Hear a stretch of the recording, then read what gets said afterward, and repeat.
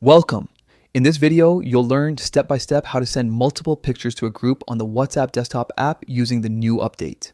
If you've ever wanted to share several photos at once directly from your computer, this guide will make it simple and fast. First, open the WhatsApp application on your PC. Make sure you're logged in and connected either through the app or WhatsApp web.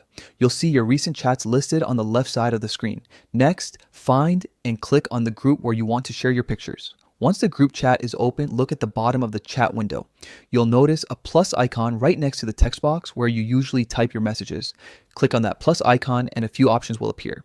From these, choose photos and videos. This is where the new update makes things easier by allowing you to select multiple images at once directly from your computer. A file browser window will pop up on your screen. Navigate to the folder where your pictures are stored. Now, instead of selecting one single image, hold down the Control key on Windows or the Command key on Mac.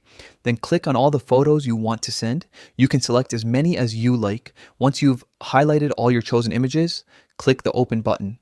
At this point, WhatsApp will show you a preview of all your selected photos inside the chat window. Here, you can double check that everything looks right.